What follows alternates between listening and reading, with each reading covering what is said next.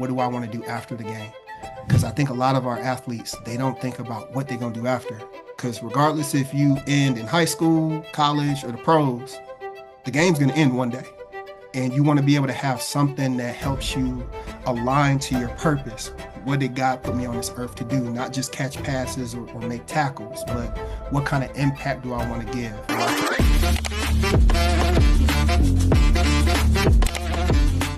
Welcome back to another episode of Back to Life with yours truly, Buckley on Air. I have another special guest. What's good, y'all? My name's Alex Long, Dr. Long, and really, really thankful that Derek kind of showed himself and said, "Yo, got to get a real one on." So, look forward to the conversation, bro. Nah, I got you. So obviously, I it's called Back to Life because for a lot of athletes, they play collegiately or play professionally, and then that adjustment to life post career is really difficult. It's already hard enough to make it to the college level, but it's even harder to adjust and pivot once your career is over with. So for you, we were talking earlier and you told me that you played football. So first question I like to ask everybody for their respective sport, why'd you choose football? I think in the weirdest way, like football chose me, and I grew up in Pontiac, Michigan, kind of a rough area in between Flint and Detroit. So, um, it was like my first love. Growing up in the hood with a bunch of people going outside, like that was the thing that I felt like I was good at. And through the years, I think it just like transformed with me and became part of my identity. So really, to answer your question, I feel like it chose me. Okay. Did you have a chance or did you consider playing another sport? Oh yeah, like I tried to play basketball, but I'm 5'9", and basketball really wasn't cut out for me. But other sports, I tried out with baseball. I was an all-state track runner in high school, so I was a 400 guy, 4x4 as well. My times probably weren't good enough to like run at the Division 1 ranks, but I probably could have ran Division 2. But yeah, I really was just focused on football, and like I used track to like train and develop myself as an athlete, as a football player. So, yeah, See, and that's what I needed to do when I was in high school is play multiple sports and allow them to expound on each other. for sure. Um, but for you, you had the opportunity to play at Eastern Michigan. So for you, when it came down to making a college decision, what went into that for you? For me, it was honestly like utilizing the team that felt like I could still do something. So my junior year was probably my best year for track and football. I did really well. I was ranked in the state of Michigan. I had a couple of major universities. Michigan State gave me a preferred walk-on. I was building to get a scholarship there. I had already signed with Central Michigan, but I tore my knee, and ruptured PCL, torn meniscus. I actually cracked a couple bones in my leg too. All the teams that I had, they pulled my scholarship. So um, I talked to my coach at the end of the year and I was like, yo, I still want to play. I still have a passion for this game. I feel like I got a lot left. What are the options? And he told me two things. He said you could go JUCO and just try to figure it out. I had a couple buddies going to JUCO, or I could call my old coach. He played at University of Michigan, and my head coach at Eastern Michigan, Ron English, was the defensive coordinator. So he called Coach English and said, "Hey, I got a good guy." And honestly, that's how I ended up at Eastern. Just like word of mouth and saying, "Hey, like this kid still got a lot in the tank. Just give him an opportunity." And that's really how I picked what school I went to. I think that's amazing to recognize like how well and how serious communi connections are and Mhm. relationships are that you were able to utilize one from high school and that it helps you get to that next level. So with that though, something that you mentioned in reference to getting hurt, scholarships were being pulled. You didn't have the same scholarship opportunities. How'd you keep your head above water in that type of situation? Man, honestly, faith. I'm a big person. I was a big believer in the process is what you make it. And being a person of God and growing up in the church and having tons of family and friends that really like understood that it's all about the process, not the outcome. I really started to just dive into faith. And I'm gonna be honest, like I slipped up like most. went to drinking or smoking or pills or whatever, just trying to take the pain away. But I think having faith and tapping into God and tapping into my family structure is like really what got me through. And I tell a couple of people this, but like when I got hurt, I went into my room and I like took these sheets of paper and I wrote like positive quotes or quotes that I wanted to see myself as within my football career, within my person, or just within like the spaces that I wanted to be. I wrote all these like affirmations all over my room. So when I was laid up there on the pills, on the oxy, trying to, drain out the knee and whatnot, I read these quotes all on the ceiling and on my walls. And like honestly, like that became like my shield that helped me kind of develop and focus in on like who I wanted to be.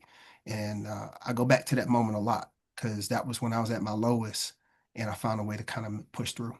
I'm more amazed at the fact that you were in high school and you decided to turn towards your faith because I would imagine, I not even imagine, I know a lot of people in those types of situations turn away from their faith because they obviously feel like, oh God, why'd this happen to me?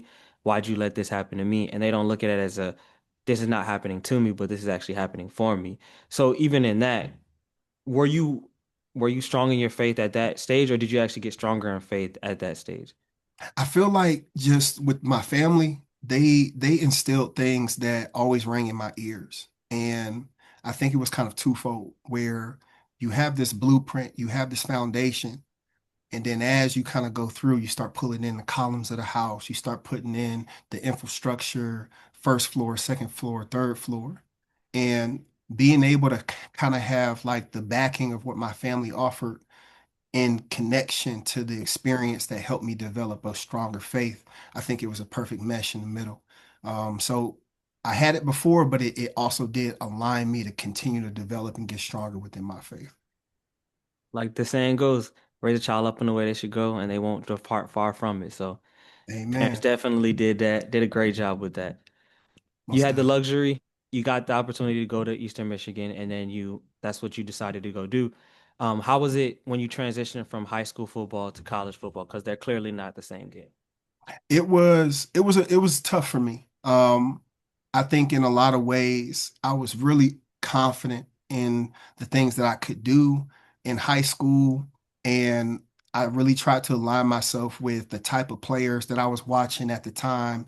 The Ted Gins of the world, Steve Smith, Calvin Johnson, all these other guys wanted to pick different pieces of their game, and that worked for me a lot in high school.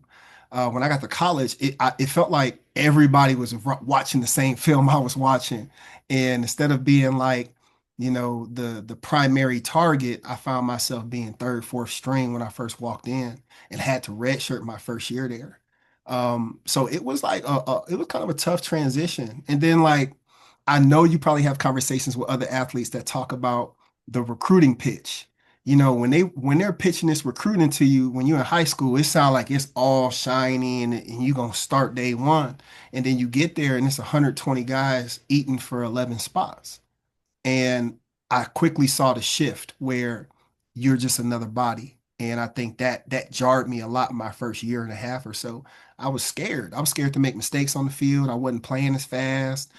Still was healing back from the knee injury. So like the transition was really difficult. But I found my stride right around like my sophomore, junior year, started getting on special teams and then started getting a little bit more play on offense. But it took a while for me to kind of get my mind right. I ain't gonna lie. So something, and I actually have not had the luxury or even considered having a conversation about the recruiting pitch, but you mentioned it that they sell a dream to you oftentimes, and then you get there, and the reality is it doesn't play out in that fashion. You said that you had to get your mind right, but the thing that I'm like really curious about now is how do you make the right decision in that type of situation where they're giving you all these schools are giving you this recruiting pitch, and you have Mhm. to figure out which one's best for you. If I had to go back and ask myself that question, I probably would have said something along the lines of whoever was going to give you the opportunity to show what you do best. And as I get older and I start looking back and wanting to offer stuff for newer athletes or people coming into this situation, I would tell them it's about you figuring out what you do best, but also figuring out where your flaws are, where the things that you need to have growth edges, and finding an equal mesh between someone who respects you, loves you, wants to develop you, while also giving you the autonomy to develop on your own. And I think being able to sit back and have that kind of that two layered sword kind of come together, you could like sit down and find out like academically what school is going to like push me to be the best in my career after football. What type of environment do I want to live in? How do I want to develop myself or get money? This was before the times of NIL. So it's like, all right, cool. Like, where can I work that fits into the schedule that helps me like, sustain certain life stability. I really think it's just about being able to find the mesh where you have autonomy to figure out what you want to do and where you want to go, but also like having the love and the care and the compassion from a team, a coach, a university that gives you that opportunity to kind of like have that blueprint or that foundation to start building the house that you want to live in. So I think that's really like the perfect mesh that I would probably say. I think you painted a perfect picture for that. When it comes down to your for you specifically and the opportunities that you did have or the opportunities that weren't presented to you, you said that you struggled mentally when it came down to your and you started to figure it out a little bit more sophomore, junior year. Something Mhm. that I'm curious about is we see a lot today, kids transferring, and you didn't transfer until later. So Mhm. what was that like the mental part of you're still trying to figure this out, but you stayed in the moment instead of quitting or turning away from the adversity and going somewhere else.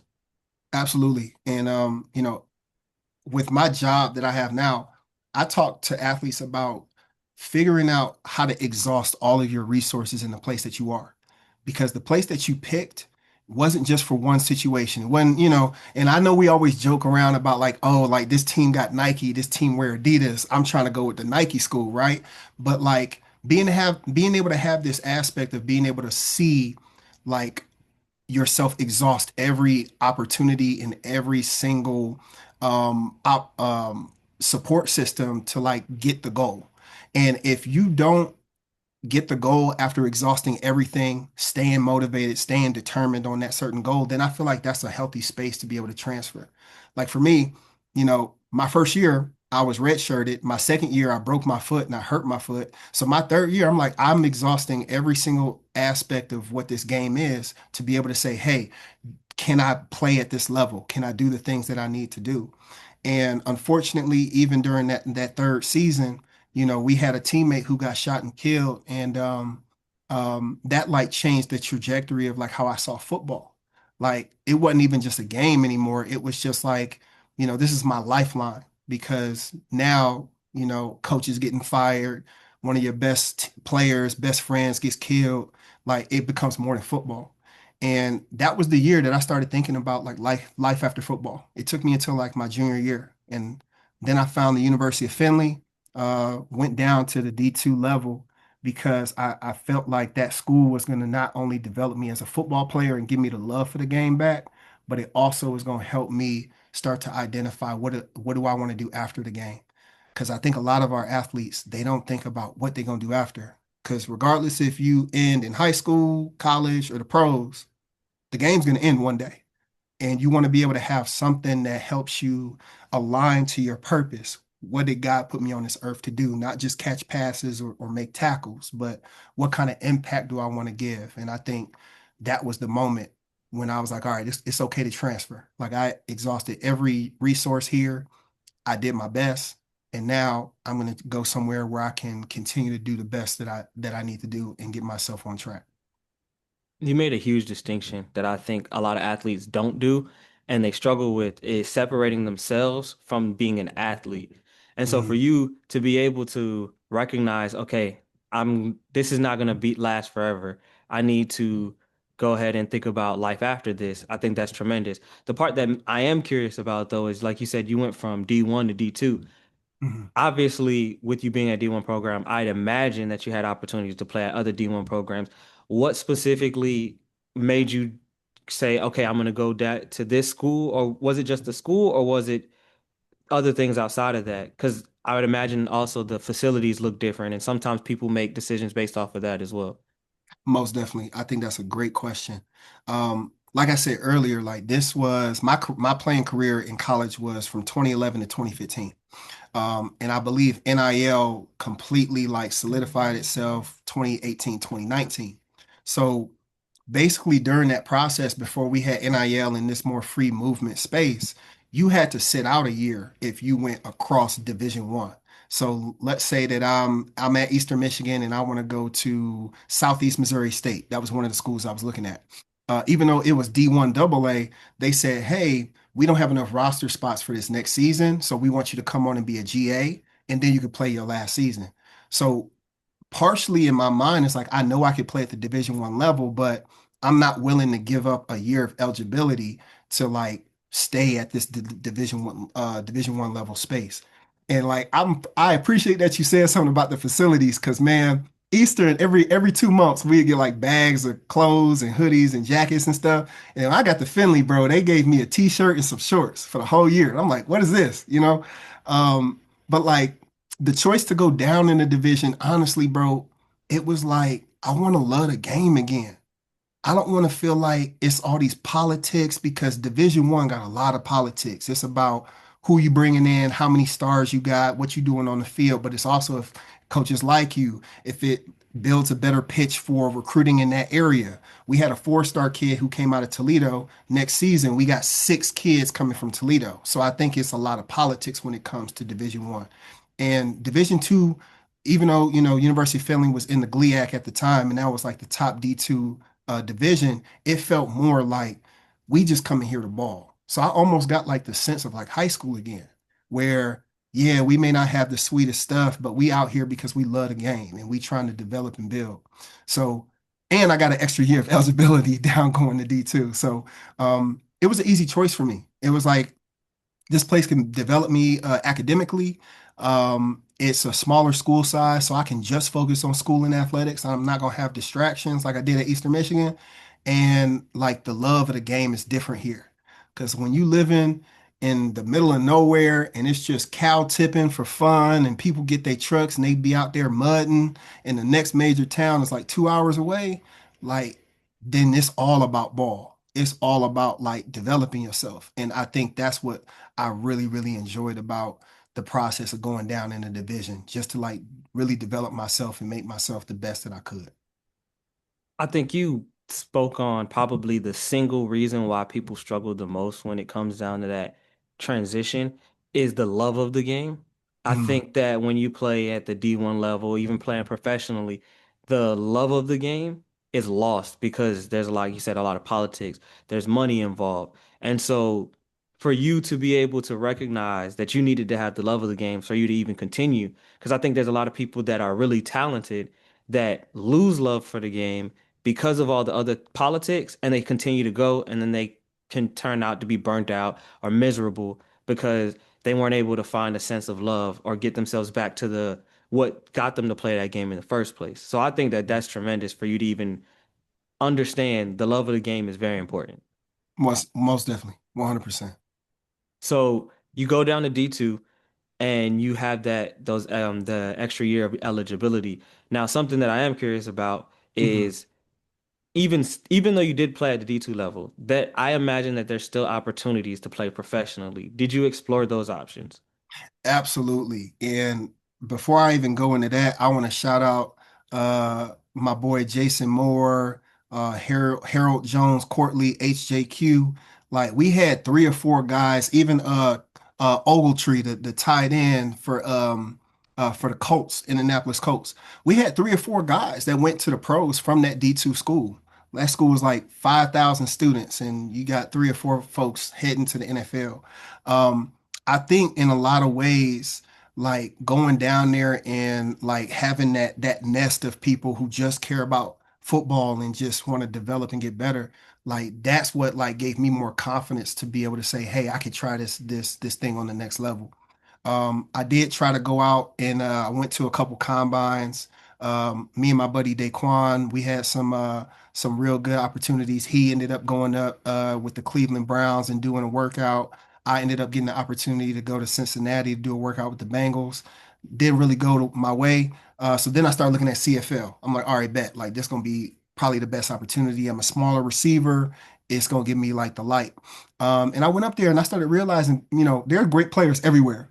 And even though I went up there and I did my best and I feel like I got myself an opportunity, it just didn't pan out. I got a couple phone calls about being like one of those international players that can be pulled up if someone gets hurt. So kind of like this kind of holding spot. But it never panned out after that. And I did two or three different workouts with the Saskatchewan Rough Riders. I did about two workouts with the Tiger Cats, Hamilton, and one workout with Calgary. But like I started realizing, as my knee was hurting, my foot hurting, my back hurting, just years of football started piling on. I started to think like maybe my path or my dream might be different than what I thought it was.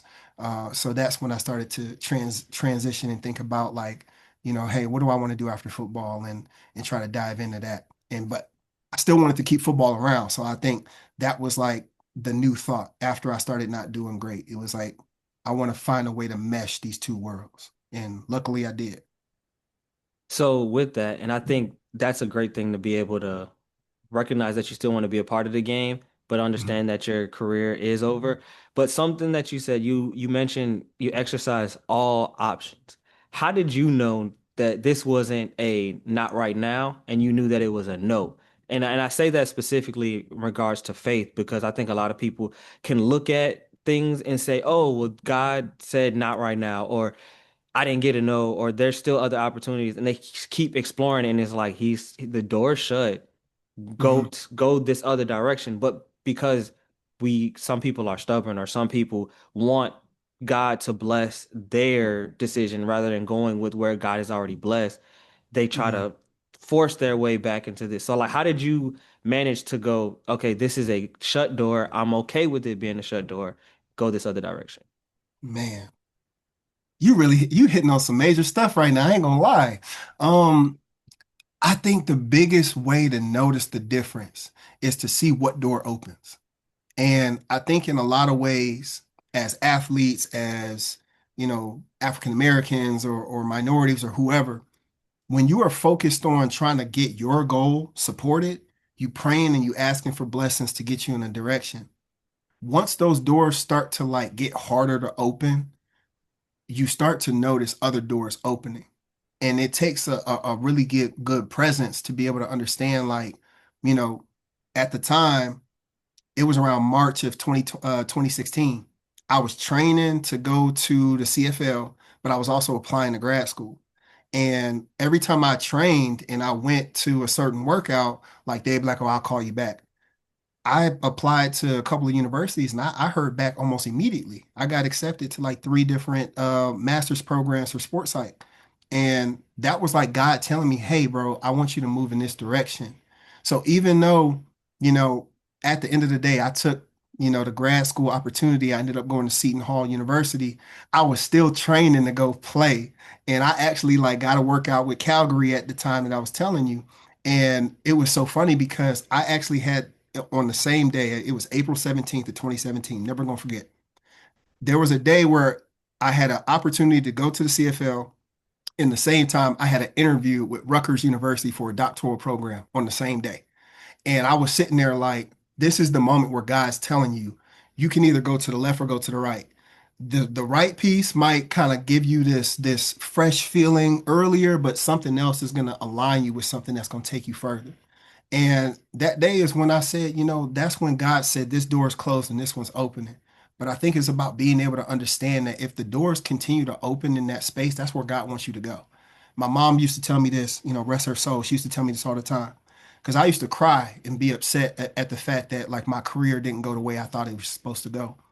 And I said, Mom, I thought I was supposed to play in the NFL. She used to tell me, you're supposed to be in the NFL.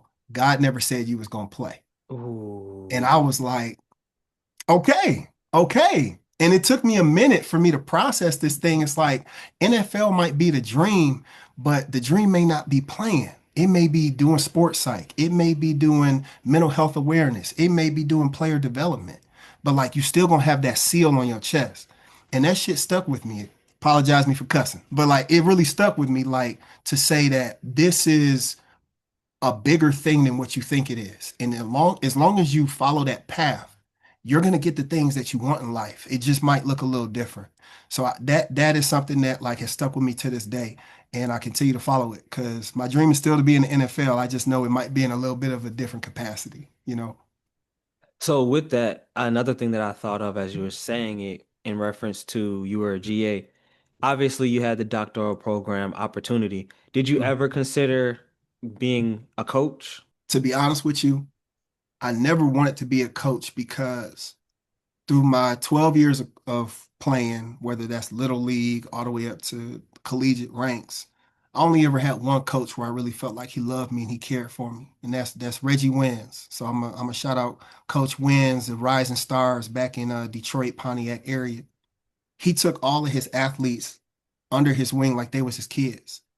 And this man would not only just yell at you and try to get you to be the best on the field, but he'd talk about, hey, how your mama doing?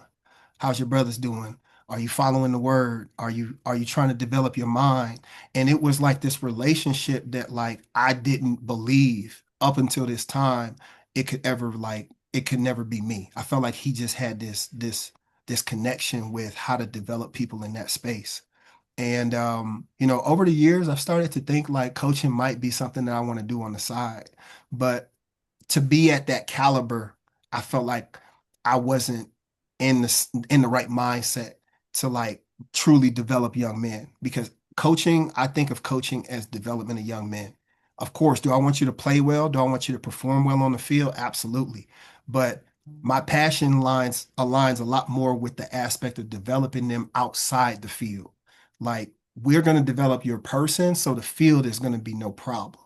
And I think that was the major shift because I still think we do the same thing. It's just I don't, I've gotten to the point where I don't really care about what happens on the field. I just care about how you feel about yourself when you go home, you know? I love it because even with what you said he did is kind of the vision that I have for this is back to life. He planted a seed. And so something that was Mhm. said to me that kind of made me realize that I should name this back to life is the question, what is the difference between something that you plant and something that you bury? Mm. And when somebody asked me that question, I didn't really have an answer. I'm like, I don't know. But the difference is something that you bury, you don't expect anything to come back from it. But a seed that you plant, you expect life to come back from it. And so with that, he planted seeds that have started to sprout in your adult age now. So I love to hear that. It's amazing. That's amazing. That's a look. I might have to steal that one from my Listen, my clients, bro. it's kingdom, so it's not plagiarized. Yes, sir. Um, Yes, sir. with that though. Because again, even with you going into doing the doctorate, I think the specific practice in which you chose is very niche, and it's something that one, everybody doesn't understand, and B, I don't think that it's like, how did you get to the idea of I want to be a sports psychiatrist or psychologist? Mhm. It started with the team counselor. Her name was Lori back when I was at Eastern Michigan. And like I said, when our teammate got killed, Lori came in and she just was with us. It wasn't about skills. It wasn't about trying to take our pain. It was about being present. And that was the first time in my life where I felt like, and I think you can kind of connect with me at being a black man. We're always seen as we get what we deserve off of what we put out, right? So we have to always do to receive. And that was the first moment that I felt outside of my family and my mother, like I don't have to do anything to still get an A plus. I can just sit here and be. And that experience when, we're going through tragedy and trying to play a game on Saturday, which we got killed. It was crazy. Um, that sparked something in me, and I started to think like, what if as a previous athlete, what if I can bring this idea into a space where it's about development. Yes, it's about performance, it's about wellness, but it's about mindfulness as well. It's about this cobweb of like wellness around the athlete and hitting every single point to keep this thing strong. And since that moment, I just like got it stuck in my head that I wanted to do psychology and sports together. And throughout my career, like I go back to that moment where, we're all sitting in a room and we're crying and we're hurt and, we feel like we've lost the world. But that one person comes in and says, you've gained another angel. You've gained another opportunity to learn through experiences. You've gained another brother that you can cry on, that you can confide in. And that experience itself, like, said, this is what I want to do for the rest of my life. And, to this day, I'm still trying to attack and develop and get better at that thing. But I'm extremely blessed to having the opportunity to learn from Lori and so many others through my journey, about what it really means to be a supporter, you know. I think it's tremendous. And I think that you're in a very needed position because, like you said, especially men specifically, but also as being a black man, you experience a lot of difficulties in self, like knowing who you are and being okay with self. So with that, Mhm. um, for you, is it difficult to get people to have sit down, to come into your office and sit down and have conversations? Because it requires a level of vulnerability that I would say oftentimes men aren't willing to give. Mm. I will say 100%. I was going to go above 100%, but me being the logical statistician I am, it is very difficult to see people who struggled in the same ways that you did and not have a personal reaction to it. I think the important piece about it is being able to utilize the energy that that reaction gives you to offer it to support and build another. So this past year, I was the postdoc at the Ohio State University. Now I know I'm from Michigan, but I clearly broke the lines and came down to Ohio and wanted to develop athletes. And specifically, I was marked with a lot of teams that had African Americans on them. And I would do all this marketing. I would have conversations like, hey, this is going to develop you. This is going to make you better. This is going to help you perform better. And a lot of people wasn't coming in. And then one day I said, you know what? I'm just going to go walk to the training room. And I sat down in the training room. I talked with the trainers and said, hey, like, I'm just going to hover around and have conversations. And one day at a time, one week at a time, one month at a time, we start having almost like these barbershop conversations about pop culture, about different athletes in the community, about, the struggles of black and brown women and men. And all of a sudden, all these folks started like almost having a little bit of a therapy session in the training room.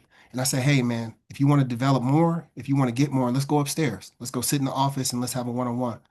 I started off with like three black student athletes at OSU. By the time I left, I had 45.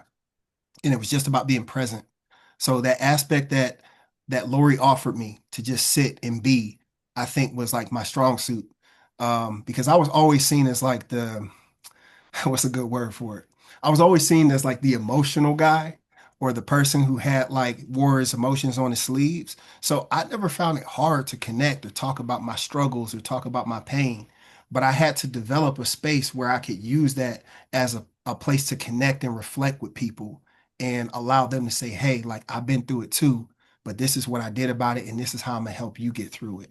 And I think once I kind of tailored myself to that, I started to see that the blessings and the support really was flowing.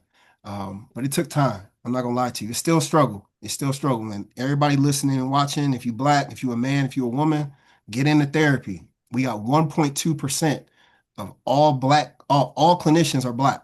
1.2%. So if there's 100,000 sports psychologists or psychologists in the United States, man, you got 1,500. So, like, it is a niche field. It's something that's needed, but a lot of people got to get in. You got to trust that you're gonna get the support that you need. But yeah, it's gonna be a battle until we can get more people in this space. 100%.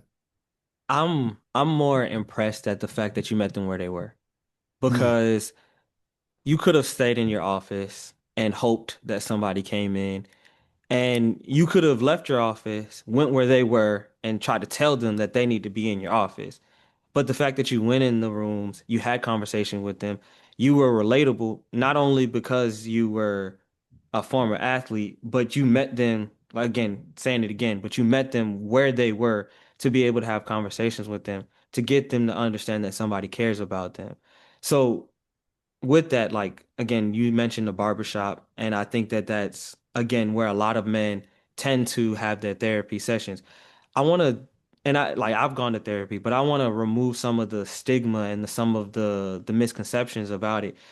Why is it that people view the barbershop as a place for therapy? They don't call it that, but that's what they do there compared to going to a therapist. Why do you think that people have such a negative connotation by going to sit down and have talk with somebody about how they feel compared to going to the barbershop and doing the same thing? For sure. I think first line that I thought about when I had this question, because this is actually probably the third or fourth time that I've had this question about barbershop and the therapy. Number one, everybody go get their haircut. So like if you are in a space where everybody's doing the same thing, it's easier to blend in the crowd. So you're not going to have this bias process of like this individual over this individual because everybody want to go get their haircut. Everybody who I grew up with, like in Pontiac, like we all went to the same barbers, we went to the same training facilities. Like nobody was outside of the loop. Everybody kind of was in the same status quo. And like you said, with the stigmatized process of mental health, like in the 1800s, psychology was only for rich people. And I don't know if a lot of people know that. It was about rich people doing well, and the psychologists that were developed in Europe and all these other areas, they were finding ways to how to make people better when they were already good. And that three-fifths aspect of like African Americans being three-fifths human or not being a whole person, that was also kind of given to us through the lens of psychology, sociology, and physiology. Like they tried to make it almost scientific to say that we are lesser than being equal.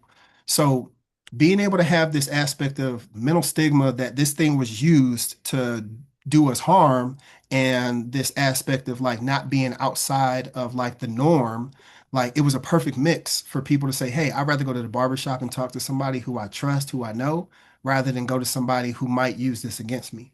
And I think my purpose is to try to develop a space where we have barbershop conversations in and out of the therapy room. That's why I find it so important to be in the training room at practices, sitting with you while you're getting tape, talking to you while you're about to go talk to the doctor about a sprained ankle, because I want to be present like how we are in the barbershop and break down this stigma, because honestly, therapy is really what you want it to be. I'm not in there to sit here and tell you like you're doing wrong or you got to do right. I'm here reflecting the things that hurt you and reflecting the opportunity we can have to get those things solved. And it's a twofold connection. So I think it's about kind of emulating this aspect of, hey, everybody can be a part of it, but also we can specialize it for it to work for us, you know? Something that I want you to kind of tell me if this is true or not, but this is what I heard with what all of that you did and all of what you said though, is it's a lot easier to go to therapy when the person that you're talking to goes first. Mm, 100%. Because with if you go first, I feel comfortable enough to share. So like you said in the barbershop, it's a lot of people there. You can kind of hide behind the other people and then start to share as other people start to share. But you have to be willing to go first. And if you go to therapy alone, but if you have a conversation with somebody that does care about you, that is invested, and they go first. And in your case, you go first because you were an athlete. You can tell them your story and your Mhm. experience. They feel compelled and comfortable enough to come have that conversation with you. Most definitely. And I think in a lot of ways, it takes that one person. It takes that one person to like open the door and say, hey, the water's fine. And when we don't have that one person, what I've started to develop over the last 3 years is discussion groups, discussion guides, conversations, FAQs to have frequent asked questions to like almost emulate the barbershop and the therapy space. So I'll be like, yo, all 10 of you can come and we could just shoot and just talk and be able to just say, hey, like, let's bring 3 topics in and let's just have a conversation. And then slowly but surely, you start to notice individuals are feeling more comfortable to open up, but they're also feeling more comfortable to challenge the things that they're hearing. And once you start to have that challenge, at least for myself, that opens up spaces for open-ended questions, for motivational interviewing, where we can dive deeper on the details. So being able to almost have the space to say, hey, you can come and you can develop and you can build, or you can bring your friends and you could all grow and you could all build, you could all connect. Both of them, I think, work well. But being able to at least have a person who is confident enough, maybe that's me walking in and saying, hey, I'm just going to start these conversations, whether you like it or not. But I think it does take one. It takes one to start to build to more. I love it. Mhm. So, in that, and you already discussed in what you do. So, I'm curious, what advice would you give to somebody who is struggling with that adjustment to life afterwards? Should they start to find hobbies? Is it before they stop? Like, what advice would you give them? And I did my dissertation on this. I did my dissertation on the depression of African American athletes, specific to transitioning out of sports. And the data that I found from doing those studies was individuals who have a connection to their sport that utilize just as much of that connection and that drive and those transferable skills, and they put it in other areas, they start to emulate the same experience that they had. It's gonna sound corny, but like even when I sit on my desk, I still got my helmet. So I'll sit here and in my mind, I'm like, when I go into therapy, I'm putting on my helmet. I'm like, I'm training, I'm building myself, I'm catching passes on the jug machine. It just might be on the computer. So, like, I always talk to folks about this aspect of like trying to bring your sport with you. Because when you retire, that's just your physical body saying, hey, we may not be able to do this anymore. But like you said, coaching, support staff, getting into being a clinician or being a service provider, you can still be around the game. So I always talk about how do we find a way to take transferable skills from our sport that allow us to still feel like we're in our sport, but we're actually doing something else. So if that's working, if that's raising a kid, if that's showing up to church, like whatever you want to do, like try to see if you can take those transferable skills and overlay them on anything. So it might start off with, hey, I used to train like a football player and now I'm going to turn into a marathon runner. Cool. Or sometimes it's, all right, I just ended with basketball. Now I want to do like marketing. So, all right, cool. How would you market yourself as an athlete? Let's transition that to like marketing for businesses or different companies. So I think it's always important to remind yourself that transferable skills, the macrocosm and the microcosms of what athletics is, directly connects to the stuff that you do outside the field. And to be an athlete means that you are more prepared for the stuff after. And I think that's stuff we don't talk about as much. We got to remind ourselves we did athletics, and that makes us better, adaptable, transferable to do other things. Love it, love it, love it. Last question, and I don't take this lightly because I had the opportunity to talk to people that play at a level that most kids do not. Mhm. 6% of the population gets the opportunity to play at the next level. So you were able to play D1 football. What advice would you give somebody that's trying to make it to that next level? I would tell them to remind themselves of what the passion was, what the sandbox memory was. For me, it was growing up on Warwick Street. I was on a street with six people, and four of them went to the NFL. And I remind myself of like being able to just go out there and have fun, but also be training and working towards something that's going to be greater than what we could ever imagine. So being able to find your sandbox memory that drives you, that gives you the passion to stick with what you want to do, that gives you the opportunity to develop in a specialization that ultimately makes you better, not just at your sport, but better as a person. So be able to like sit down and say, hey, I'm gonna have trials and tribulations, but I'm gonna remember why I got into this. Because that big why, we talk about it in sports psych all the time, that big why is the thing that's gonna help you get through all the stuff that you are going to meet on your career and on your journey. So yes, look at it as a game. It's fun. It's connective. It makes us feel good when we do well. It makes us cry when we do bad. Like take all those experiences, put them in a box, and use them for better. Like if you want to be a football player, if you want to be a basketball player at the next level, it's going to take not just the good times, but the bad times. The adversity is always going to build you to making your optimal performance be what it is. What we like to call flow state, right? So learn what your flow is. Learn what your flow is, and then allow that to build you into the person that you want to be. And at the end of the day, like if you don't make it, if you are concerned about what it looks like, remind yourself of why you got into it, and you'll always have an opportunity to make it better. So that's really it. Thank you, Alex. I truly appreciate it. Most definitely, brother. Make sure you like, comment, and subscribe.